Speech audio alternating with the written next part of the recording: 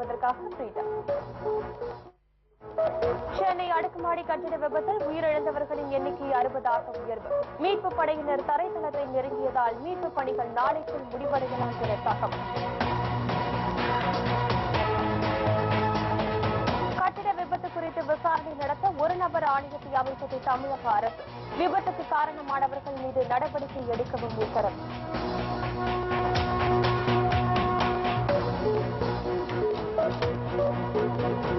தருமபுரி இளவரசன் நினைவஞ்சலி கூட்டத்தில் அரசியல் கட்சி பிரமுகர்கள் பங்கேற்க தடை.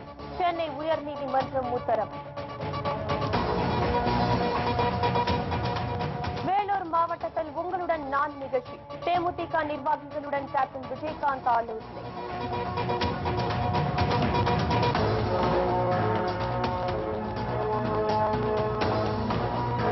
மக்களவை சபாநாயகர் சுமித்ரா மகாஜனுடன் காங்கிரஸ் நாடாளுமன்ற குழு தலைவர் மல்லிகார்ஜுன கார்கே சந்திப்பு. எதிர்க்கட்சி அந்தஸ்து வழங்க வலியுறுத்தல்.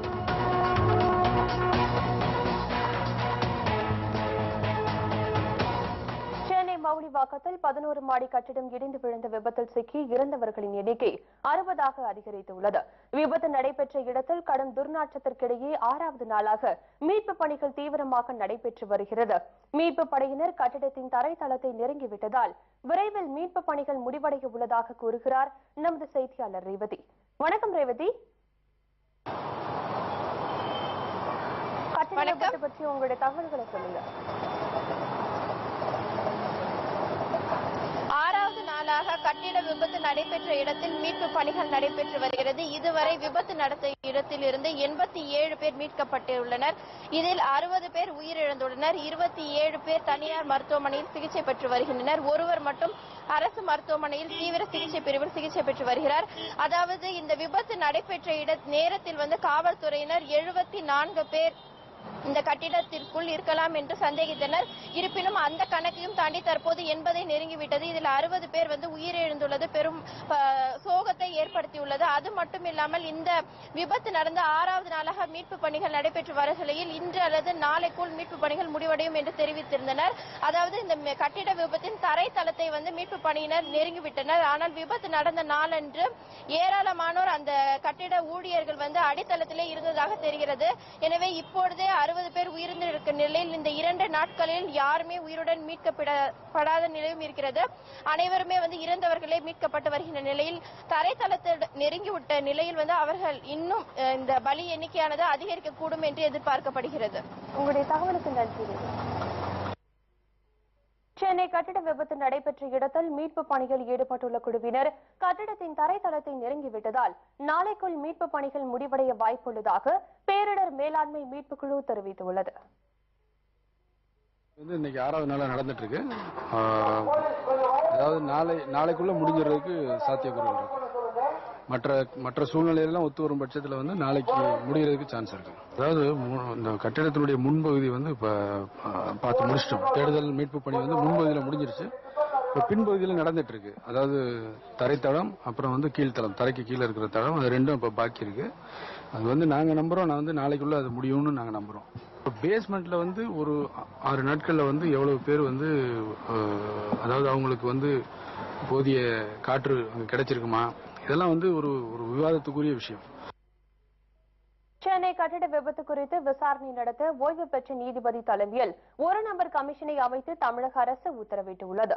இதுகுறித்து தமிழக அரசு வெளியிட்டுள்ள செய்திக்குறிப்பில் காஞ்சிபுரம் மாவட்டம் ஸ்ரீபெரும்புதூர் வட்டம் மவுலிவாக்கத்தில் தனியாரால் கட்டப்பட்டு வந்த 11 மாடி கட்டிடம் இடிந்து விபத்துக்குள்ளானதில் துயர சம்பவத்தின் காரணம் குறித்தும் இனிமேல் இதுபோன்ற சம்பவங்கள் நடைபெறாமல் இருப்பதற்கான வழிமுறைகள் குறித்து ஆராயவும் நீதி அரசர் ரகுபதி தலைமையில் ஒரு நபர் விசாரணை ஆணையத்தினை அமைக்க உத்தரவிட்டுள்ளதாக கூறப்பட்டுள்ளது. இந்த ஆணையம் துயர சம்பவத்திற்கு காரணமான அனைத்து அம்சங்கள் மற்றும் சூழ்நிலைகள் குறித்து ஆராயும் என கூறப்பட்டுள்ளது.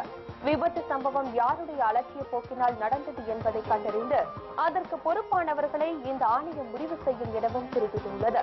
வருங்காலங்களில் இதுபோன்ற நிகழ்வுகள் நடைபெறா வண்ணம் தடுக்கும் வகையில் கடைபிடிக்க வேண்டிய தீர்வு முறைகளை இந்த ஆணையம் பரிந்துரை செய்யும் எனவும் கூறப்பட்டுள்ளது.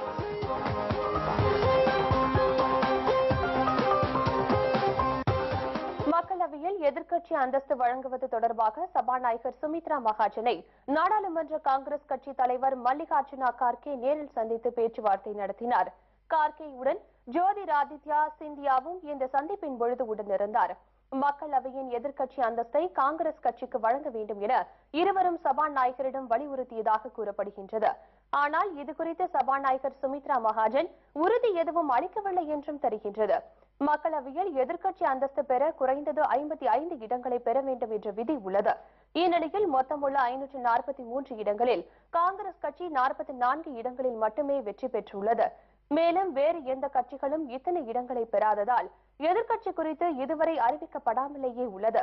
இந்நிலையில் எதிர்க்கட்சி அந்தஸ்தை தங்களுக்கு வழங்க வேண்டும் என்று காங்கிரஸ் தொடர்ந்து வலியுறுத்தி வருகின்றது. எதிர்க்கட்சி தலைவர் பதவி என்பது கேபினெட் அமைச்சர் பதவிக்கு ஈடானது என்பதுடன் முக்கிய நியாயமான குழுக்களின் இடம் கிடைக்கும் என்பதும் குறிப்பிடத்தக்கது.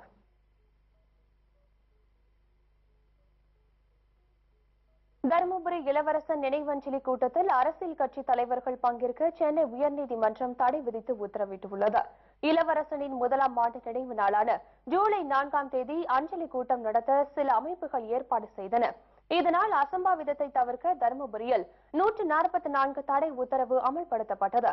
இதனையடுத்து நினைவஞ்சலி செலுத்த அனுமதி அளிக்க கோரி இளவரசனின் தந்தை இளங்கோ சென்னை உயர்நீதிமன்றத்தில் மனு தாக்கல் செய்தார். இதனை விசாரித்த நீதிபதி ராஜேந்திரன் நினைவஞ்சலி நிகழ்ச்சியில் இளவரசனின் குடும்பத்தினர் மற்றும் அவரது நண்பர்கள் மட்டும் பங்கேற்க அனுமதி அளித்ததுடன் அரசியல் கட்சி பிரமுகர்கள் அதில் கலந்து கொள்ளக்கூடாது என்றும் தடை விதித்து உத்தரவிட்டார்.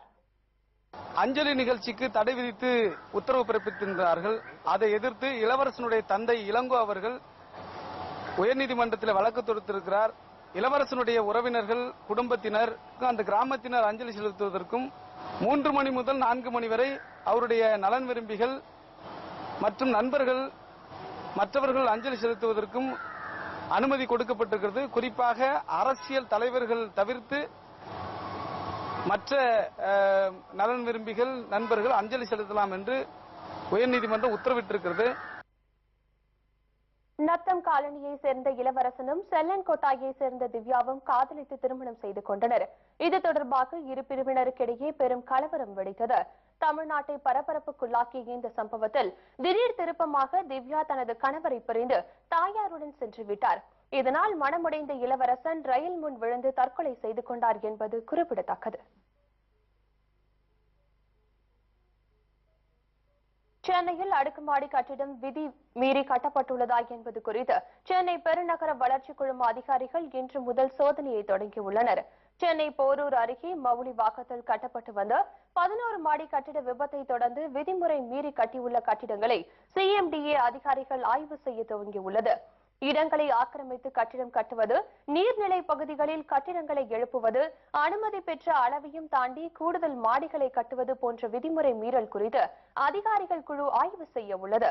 சென்னையில் உள்ள 350 பல மாடி கட்டிடங்கள், அடுக்குமாடி குடியிருப்புகள், தரைத்தளம் மற்றும் 3 மாடிகளை கொண்ட கட்டிடங்களை சோதனையிட முடிவு செய்யப்பட்டுள்ளது. இந்த கட்டிடங்களை சோதனையிட 60 அதிகாரிகளை சிஎம்டிஏ களம் இறக்கியுள்ளது. விதிகளை மீறி கட்டிடங்கள் கட்டப்பட்டால் கட்டுமானத்தை உடனடியாக நிறுத்துவதற்கான உத்தரவுகளை அதிகாரிகள் பிறப்பிப்பார்கள் என்று தெரிகிறது.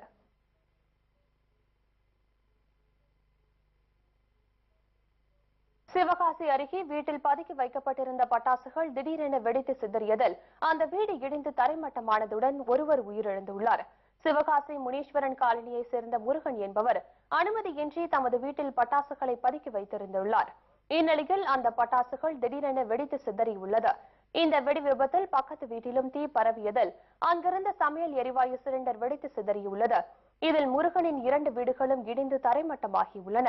விபத்து நடைபெற்ற போது வீட்டில் இருந்த முருகனின் மனைவி சங்கரேஸ்வரி உடல் கருகி படுகாயமடைந்தார். அவர் அருகே உள்ள மருத்துவமனையில் சேர்க்கப்பட்டுள்ளார். மேலும் முருகனின் தாய் முனியம்மாள் இடிபாடுகளில் சிக்கி உயிரிழந்தார். காணாமல் போன அவரது மகனை மீட்பு படையினர் தேடி வருகின்றனர். இந்த வெடி விபத்தில் அருகே இருந்த 6 வீடுகளும் சேதமடைந்துள்ளன. இதுகுறித்து காவல்துறையினர் மற்றும் வருவாய்த்துறையினர் விசாரணை நடத்தி வருகின்றனர்.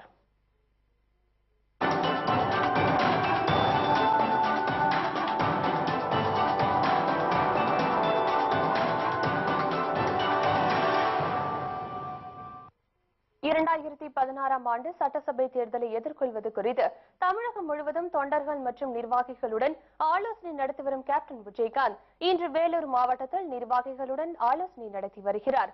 உங்களுடன் நான் என்ற நிகழ்ச்சியின் மூலம் தேமுதிக தலைவர் கேப்டன் விஜயகாந்த் தமிழகம் முழுவதும் சுற்றுப்பயணம் மேற்கொண்டு கழக நிர்வாகிகளை சந்தித்து ஆலோசனை நடத்தி வருகிறார்.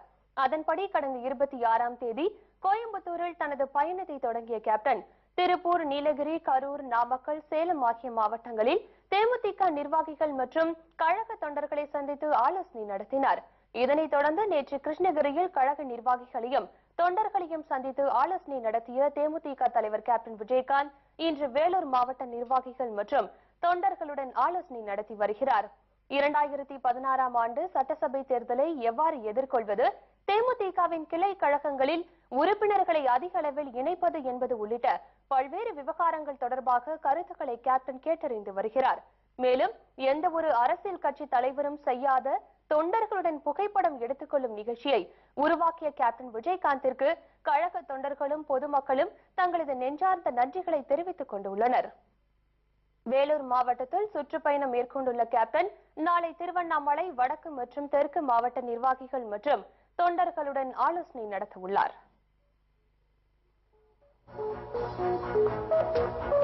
சிறிய இடைவேளைக்கு பிறகு மேலும் பல செய்திகளை காணலாம். தொடர்ந்து இணைந்திருங்கள் நமது கேப்டன் நியூஸ் தொலைக்காட்சி.